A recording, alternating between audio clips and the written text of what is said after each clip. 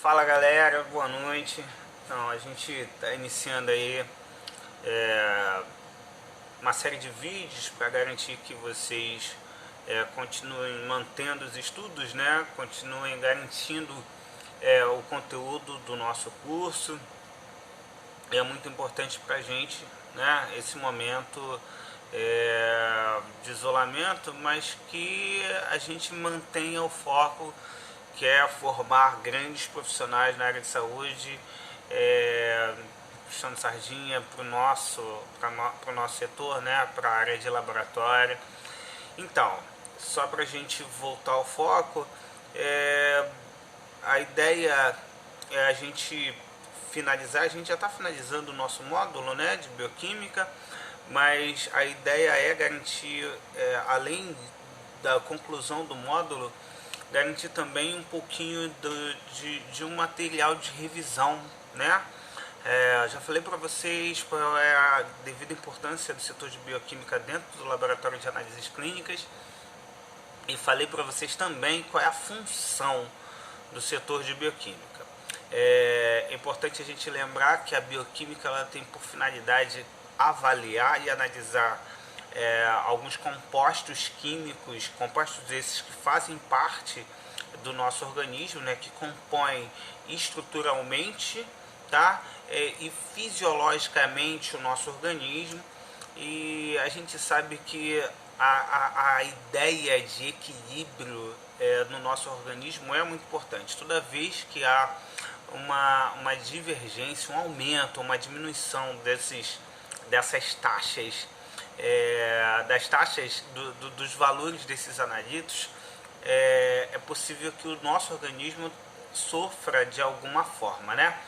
Como é o caso, por exemplo, da glicose. A gente sabe que o aumento da glicose, né, a hiperglicemia na corrente, no nosso sangue, né, ela causa alguns transtornos que devem ser observados.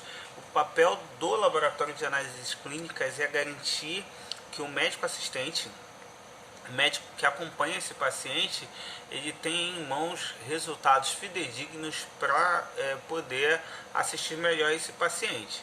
Certo, pessoal? Vamos lá. Só para a gente poder relembrar, a bioquímica ela trata desses compostos, e a gente pode classificar esses compostos como compostos orgânicos e inorgânicos, tá? Só para a gente poder lembrar quais são, a gente tem os carboidratos, os lipídios, as proteínas, as vitaminas, tá? E também os sais minerais. Sais minerais que são vários, tá, pessoal? E eles têm como principal função a regulação das diversas funcionalidades do nosso organismo, dos nossos órgãos, de algumas glândulas, tá? E aí, como carboidrato, eu posso citar de cara, sem nenhum medo, para a gente poder relembrar, a glicose. Acabei de falar que a hiperglicemia ela traz diversos transtornos, tá? E a hipoglicemia também traz, tá? Só para a gente poder entender, a glicose ela tem o valor de normalidade, a taxa de normalidade que preconizada pela Sociedade Brasileira de Endocrinologia, ela tem um ranger de 70 a 99 miligramas por decilitro, certo, pessoal? A gente já tinha visto isso, beleza? E aí, quando esse valor, quando essa glicose está acima da normalidade em pacientes saudáveis, é muito simples. Nosso pâncreas produz um hormônio chamado insulina, que tem por objetivo ir lá na corrente sanguínea e retirar o excesso dessa glicemia, beleza? Depositando lá no fígado ou no tecido muscular. Em contrapartida, a gente tem um outro hormônio, tá, que tem função totalmente antagônica, o glucagon. Quando a taxa de glicose está baixa na nossa corrente sanguínea, o glucagon ele vai lá no fígado, retira parte da glicose que está armazenada sob a forma de glicogênio e joga na corrente sanguínea para garantir também que essa glicose possa percorrer por todas as células do nosso corpo. Lembrando que a glicose ela tem função de produzir energia para o nosso corpo. A glicose é o único composto que a gente vai analisar do setor de bioquímica. Não, a gente tem os lipídios, né, que a gente pode citar de cara, o colesterol, mas a gente também tem o triglicerídeo e a gente também tem as lipoproteínas, que são as frações do colesterol, tá? Então, se a gente levar em consideração que o exame de glicemia tem por objetivo avaliar as taxas de glicose no sangue, a glicemia ela pode ser dividida em outros exames, tá? Ou compartilhada com outros exames, ok? Um exemplo que nós demos em sala de aula foi a hemoglobina glicosilada.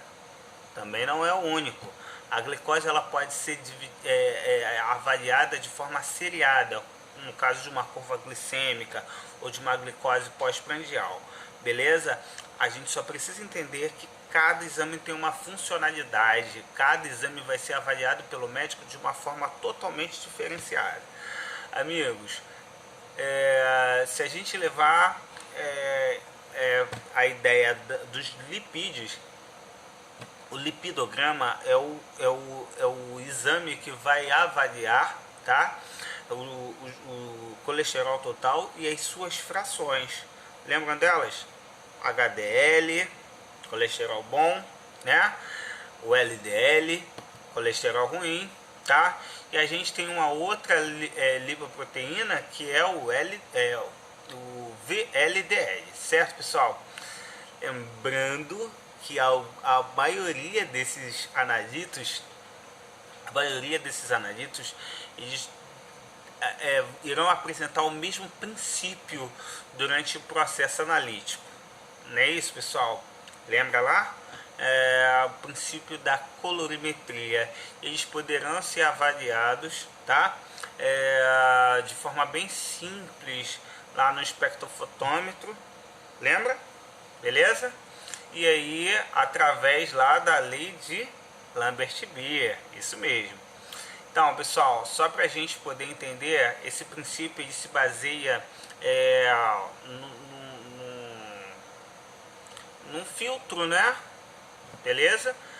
Em que a emissão de cores irão garantir aí a determinação da taxa desses analitos, tá?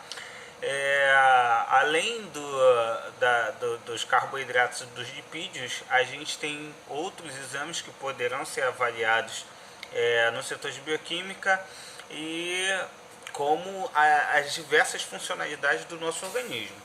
A gente pode avaliar, por exemplo, a função renal. Lembra?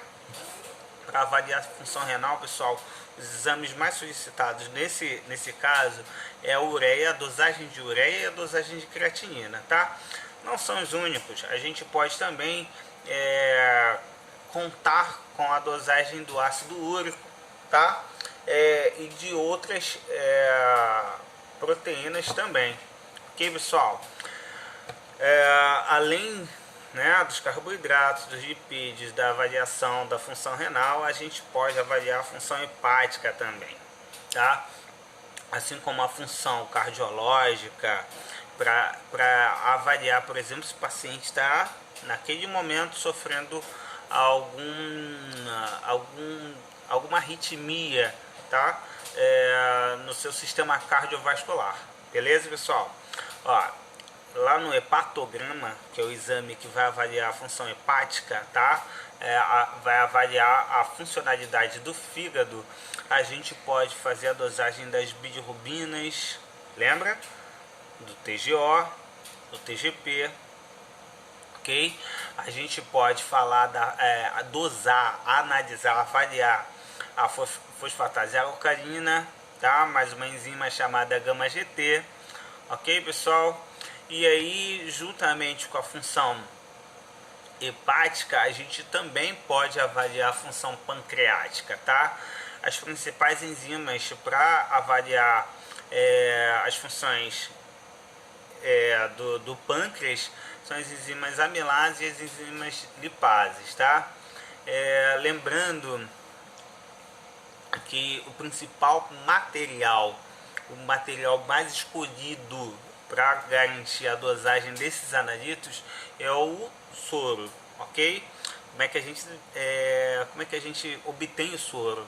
Através da coleta do material sanguíneo e durante o processo de centrifugação, onde a gente consegue separar as células, tá? Do material aquoso, né? do plasma sanguíneo, ok? O plasma ele só vai receber esse nome quando algumas funções do sangue, as funções anticoagulantes do sangue, irão garantir aí essa estabilidade desse material. Quando não, pessoal, quando a gente fizer a coleta num tubo apropriado para dosagem bioquímica, sempre vai, ou sempre não, mas pelo menos a maioria vai ser recolhido no tubo tijolo. Pessoal, falei para vocês da avaliação da função cardíaca. São 4 analitos que vão garantir essa dosagem. A gente já viu em sala de aula. A gente tem a creatinoquinase, tá? Creatinofosfoquinase, perdão, que é o CK, a fração desse CK, que é o CKMB. A gente também tem a troponina, tá? E uma proteína também que está lá no miocárdio, que é a mioglobina. Então, além disso, a gente também consegue fazer a dosagem do LDH, que é a desidrogenase lática. Amigos, além disso, tudo isso a gente já viu. Vocês já têm anotações no caderno de vocês. É importante, eu só queria comentar, mas é importante a gente relembrar um pouquinho também dos sais minerais, tá? Eu vou gravar um segundo vídeo para não ficar muito longo esse vídeo, tá? Mas a princípio, tudo isso que eu comentei com vocês, a gente viu detalhadamente no nosso dia a dia, beleza, pessoal?